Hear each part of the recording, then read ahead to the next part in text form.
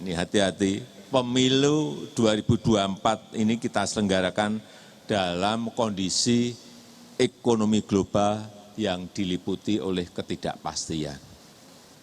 Kita harus memiliki perasaan yang sama mengenai ini. Ekonomi global yang sulit diprediksi, sulit dihitung, sulit dikalkulasi.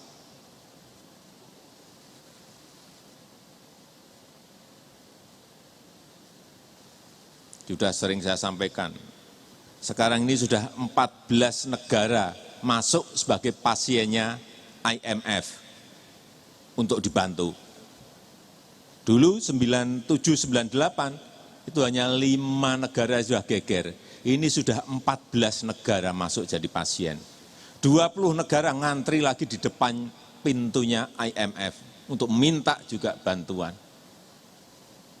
Dan ada 66 negara yang rentan untuk ikut ngantri lagi di depannya IMF. Ini yang kita harus memiliki perasaan yang sama bahwa sekarang kita tidak berada pada posisi yang normal, tetapi pada posisi yang abnormal. Karena pandemi, diawali oleh pandemi,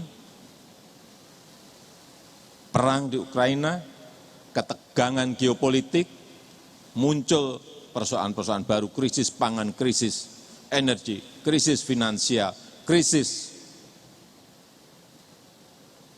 biaya hidup di semua negara dan justru yang banyak di negara-negara maju.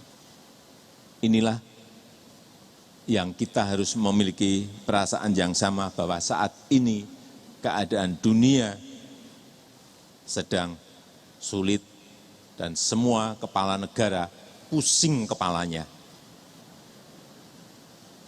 Indonesia tidak.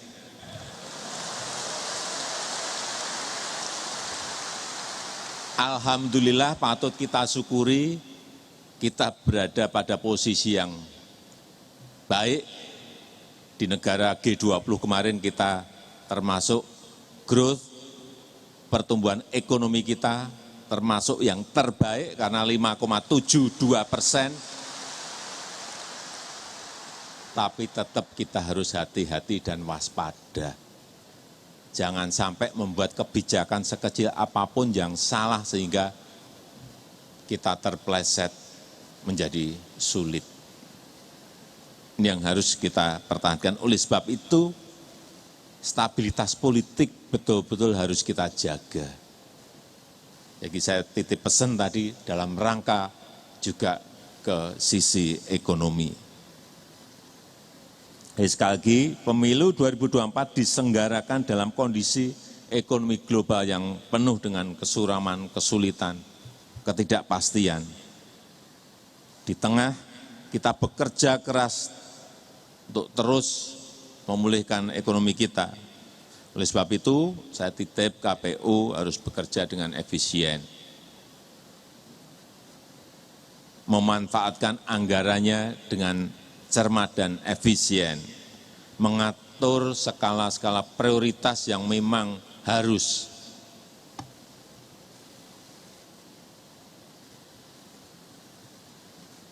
Terakhir, saya ingin juga kita semuanya, KPU, memperkuat pendidikan politik bagi para kontestan maupun masyarakat. Ini sangat penting.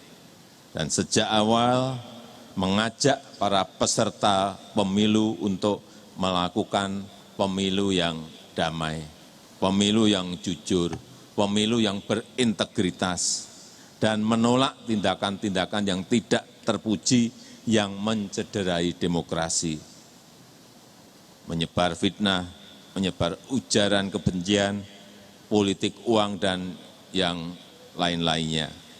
Kita harus mendorong kampanye berkualitas yang menyehatkan demokrasi kita, mengoptimalkan pemanfaatan teknologi informasi, mengedepankan politik adu ide, adu gagasan, bukan politik adu domba.